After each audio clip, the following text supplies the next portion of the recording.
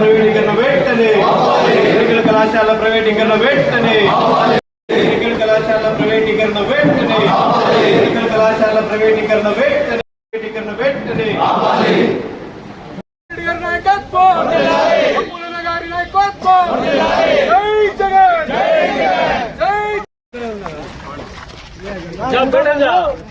మన అధినేత, మన ప్రియతమ నాయకులు, మాజీ ముఖ్యమంత్రి వర్యులు శ్రీ జగన్మోహన్ రెడ్డి గారు ఏదైతే మెడికల్ కాలేజీలు ప్రైవేటీకరణకు ఆపాలని, అలాగే దానికి నిరసనగా కోటి సంతకాల సేకరణ ప్రారంభించినారో, ఈరోజు కోటి సంతకాల సేకరణలో భాగంగా కదిరి నియోజకవర్గం నుండి దాదాపు 68,000 పైచిలుకు సంతకాలు సేకరించినాము.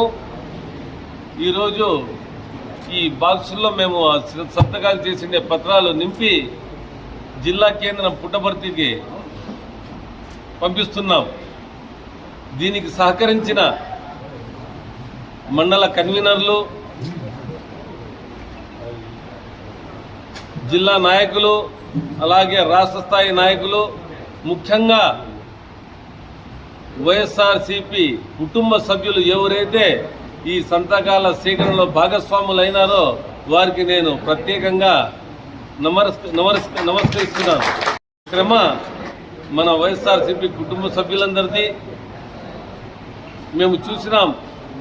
ఏదైతే ఈ కూటమి ప్రభుత్వం మెడికల్ కాలేజీలని ప్రైవేటీకరణ చేయాలనే ఉద్దేశంతో, వాళ్ళు ఉద్దేశం ఏముంది, వాళ్ళు బడా బాబులకి అప్పగించాలని, దాంతో వాళ్ళు వ్యాపారాలు చేయాలని నిశ్చయించుకున్నారో దానికి వ్యతిరేకంగా ఈ నియోజకవర్గ ప్రజలు ముందుకొచ్చి వాలంటరీగా వాళ్ళు సిగ్నేచర్లు చేసి దీనికి మేము నిరసన తెలియజేస్తున్నాం. మాకు మెడికల్ కాలేజీలు ప్రైవేటీకరణ వద్దు, దీన్ని రాష్ట్ర ప్రభుత్వమే దీన్ని రన్ చేయాలి అని వాళ్ళు ముందుకొచ్చినారు. అంటే ఇలాగే తెలిసిపోతా ఉంది, కూటమి ప్రభుత్వం ఏదైతే వాళ్ళు ఆలోచిస్తున్నారో వాళ్ళ ఆలోచనలన్నీ వాళ్ళు రాంగ్ చేస్తున్నారనేది ఈడ 68,000 చిలుకు ఏదైతే పై చిలుకు సిగ్నేచర్లు చేసినారో ప్రతి ఒక్కరూ దీన్ని నిరసన తెలియజేసినారు.